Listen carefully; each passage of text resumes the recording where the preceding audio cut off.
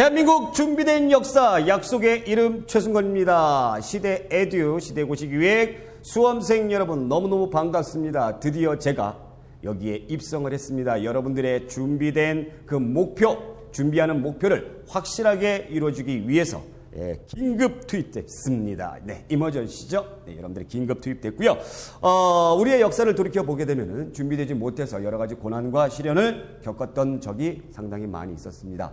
그래서 쌤과 같이 공부를 하면서 물론 여러분들의 목표를 쌤이 반드시 이룰 수 있도록 노력을 다 할 것입니다. 또 이룰 수 있도록 선생님이 약속을 드리겠습니다. 그러나 그것보다도 여러분들이 우리가 한 문제, 두 문제 물론 공부를 하다 보면 맞출 수 있겠죠. 그러나 더 중요한 것은 반드시 여러분들이 원하는 목표를 이루어서 대한민국의 역사를 제대로 준비하는 대한민국의 아주 소중한 인재가 되시기를 간절히 기원합니다. 자, 그렇다면 쌤의 강의는 어떻게 이루어져 있는가 잠깐 안내를 해드리도록 하겠습니다. 자, 쌤이 걸어온 길은 어떻게 되어 있느냐. 이렇게 되어 있죠. 그 외에도 여러 가지 이력들이 있는데 간단하게 그냥 딱 여기까지만 알려드리도록 하겠습니다. 대한민국에 유명했던 사이트에서 아주 인기리에 여러분들 우리 제자들을 많이 가르쳤었고요. 또 그 다음에 시중에 유통이 되는 교재도 70% 이상을 집필을 했습니다. 그렇기 때문에 출제 경향이라든가 또 문제 푸는 능력이라든가 분석력이라든가 이런 것들 여러분들이 확실하게 내가 꼼꼼하게 짚어줄 수 있으리라 자신을 한다는 거죠. 자, 그 다음에 출제 경향. 최근에 출제 경향에 대해서 제가 잠깐 조사를 해본 결과 정치사의 비중이 여전히 높습니다. 자, 정치사의 비중. 정치사의 비중이라는 것은 역사의 흐름이죠. 예, 흐름. 70% 정도 정치사의 비중이 가장 높다. 자, 두 번째로 경제사회사의 비중이 최근 들어서 올라가고 있습니다. 그러나 이 부분과 관련돼서 경제사회사 비중. 많은 수험생들이 경제사회사의 비중에 대해서 요 분야에 대해서 상당히 어렵게 생각하고 있는데 그러나 어렵지 않아요. 비중도 상승을 한다는 것이 그닥 많지는 않다라는 거죠. 그러나 우리의 발목을 꽉 잡고 있고 또 우리의 머리를 지끈지끈하게 아프게 해주는 것이 있으니 바로 이게 무엇이냐. 사료 제시형 문제가 출제를 되고 있다라는 거죠. 그래서 어떤 유물이라든가 이런 거 사진 하나 딱 보여주고 이거와 관련된 시대에 대한 설명으로 맞는 것은 또한 어떠한 설명을 딱 주고 나서 뭐합니까? 다음과 관련된 나라의 유물로 맞는 것을 골라라라는 거였습니다. 이런 것들이 나온다라는 거죠. 이런 것들이 출제를 되고 있다는 거죠. 그래서 이런 부분들을 우리가 공부를 할 때 어떻게 풀어야 되느냐. 그 해결고리가 바로 어디에 있느냐. 바로 여기에 있습니다. 정치사에 있어요. 시대별 흐름을 잘 파악만 한다면 여러분들이 나머지 2번, 3번도 혹시 모르는 문제가 나와도 여러분들의 상상력과 응용력을 발휘해서 반드시 풀어낼 수 있는 능력이 갖추어질 것이다 라고 선생님은 약속을 드립니다. 자, 그렇다면 선생님의 강의는 암기를 원하지 않습니다. 암기 no, 그 다음에 이해 yes예요. 그럼 어떻게 되느냐? 바로 이렇게 되죠. 원리와 개념에 충실하셔야 돼요. 여러분들이 제일 중요한 거는 그냥 단순한 암기로 하게 되면은 차근차근 다 잊어버려요. 앞에서부터 차근차근 잊어버려요. 그래서 원리와 개념, 그래서 문제를 여러분들이 바라볼 때 통찰력이 있어야 된다는 얘기죠. 그래서 이해를 통한 문제 능력이 향상시킬 수 있도록 엄청나게 준비를 해왔으니까 걱정하지 말아주시기 바라고요. 그러면 출제되는 문제에 대해서 한번 잠깐 보도록 하겠습니다. 자, 잠깐 내가 개념을 한번 잡아볼게요. 고분의 형태와 벽화껴묵거리 유무. 자, 이 고대죠, 고대에. 자, 여러분들 이쪽에 보이는 것이 바로 뭡니까? 돌무지 무덤이죠. 돌무지 무덤이고요. 자, 그 다음에 이쪽에 보이는 것이 바로 뭐예요? 여기 방이 있어요. 그래서 요거를 굴식 돌방 무덤이라고 하는 거죠. 그 다음에 여기 쫙 보게 되면 벽돌 모양으로 생겼죠? 벽돌 무덤이. 자, 그 다음에 여기 쭉 보게 되면은 널이 있습니다. 널을 우리가 관이라고 불러요. 관. 그 다음에 이 돌을 또 여기다 얹어놨네요. 그죠? 그리고 나무 덧널. 그래서 돌을 무지하게 얹어놓고 플러스 더하기 덧널, 널을 플러스를 했다라는 겁니다. 자, 이런 무덤의 형태들이 있는데 우리의 마음을, 우리의 머리를 지끈지끈하게 아프게 했었죠. 그래서 이 무덤 안에는 뭐가 있다 없다 뭐 이런 것들을 딱 하는데 쭉 보게 되면은 고대의 고분 형태에서 돌무지 무덤이죠. 돌무지 무덤이죠. 돌멩이를 무지무지하게 올려놨습니다. 그렇기 때문에 돌무지 무덤 안에는 벽화가 존재할까요? 안 할까요? 벽화가. 벽화는 어디다 그려요? 벽에다 그리죠. 돌멩이를 무지하게 올려놨기 때문에 벽화가 존재하지 않는다라는 겁니다. 그렇겠죠. 자, 그 다음에 굴식 돌방 무덤에 방이 있습니다. 굴식 돌방 무덤에 방이 있어요. 방이 있어요. 아주 잘 갖춰놨어요. 그래서 여기는 벽이 있겠죠. 그래서 벽화가 존재합니까? 존재합니다. 그렇겠죠. 그래서 우리가 뭐 무용총 벽화라든가 각초총 벽화라든가 벽화가 존재한다는 거죠. 자, 그러면 여러분들 껴묵거리는 존재합니까? 이 안에 들어가는 껴묵거리. 자, 요 무덤 형태는 방으로 이 큰 뭐 바위 같은 돌멩이로 방을 잘 만들어 놨기 때문에 안에 들어갈 수가 있어요. 그래서 도굴이 쉽기 때문에 껴묵거리가 존재하지 않는다는 얘기죠. 자, 최근에 이 벽돌 무덤, 우리가 대표적인 벽돌 무덤이 백제 문영왕릉이죠. 벽돌로 아주 정교하게 했어요. 정교하게. 그렇죠?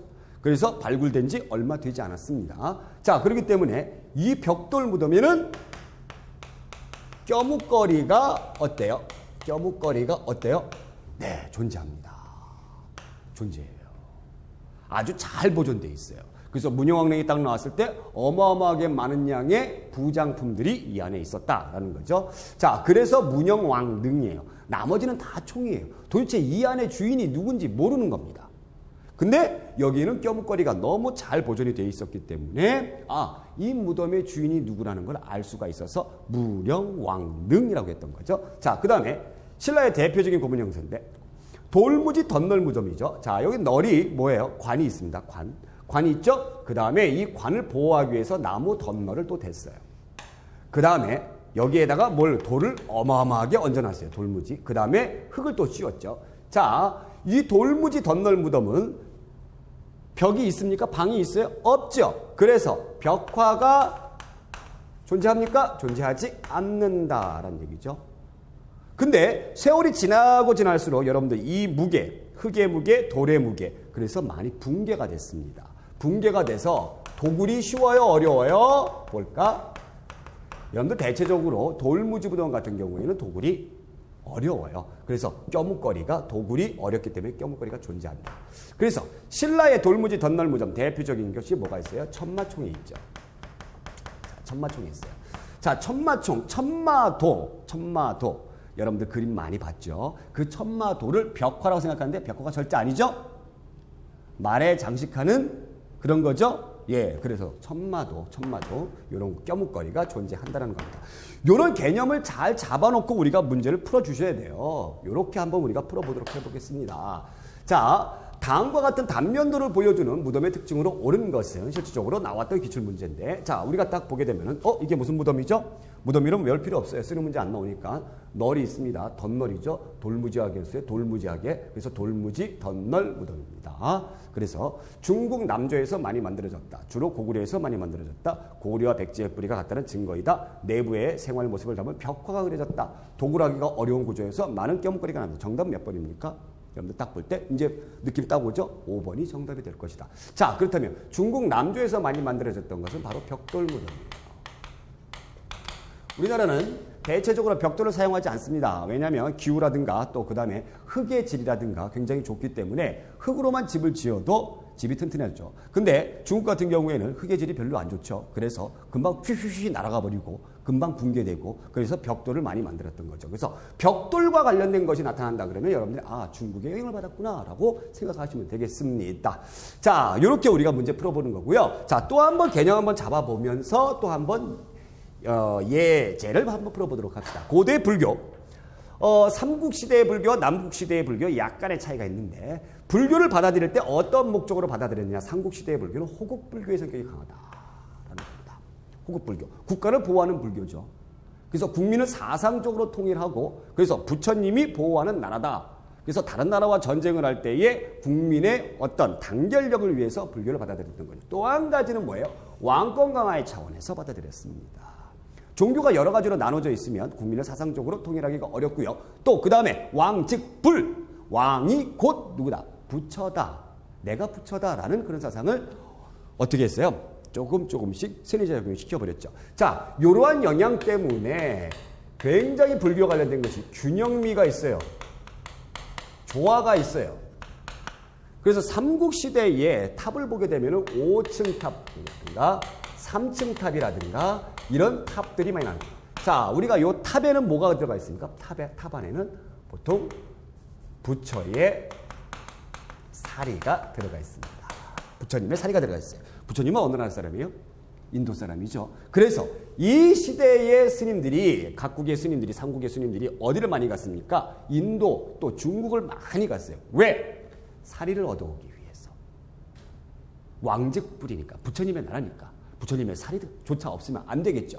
그렇기 때문에 균형미, 조화, 그 다음에 또 뭐 불상도 아주 멋있게 만들었고요. 또 그 다음에 사찰도 어마어마하게 지었던 것이죠. 뭐 미륵사라든가 그 다음에 황룡사라든가 아주 크게 지었던 것이죠. 자, 이런 것도 개념을 잡아줘야 돼요. 자, 그 다음에 이제 통일신라와 그 다음에 발해.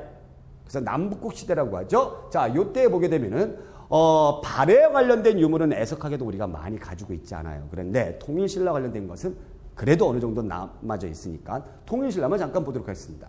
교종과 선종으로 나누어져요. 교종은 가르칠 교예요. 가르칠 교. 선은 뭐예요? 참선하는 겁니다. 참선. 참선이 뭐예요? 명상하는 거죠. 자, 이렇게 나눠지는데, 즉 불교를 이해하는 데 있어서 교종은 어떤 것이냐? 바로 이겁니다.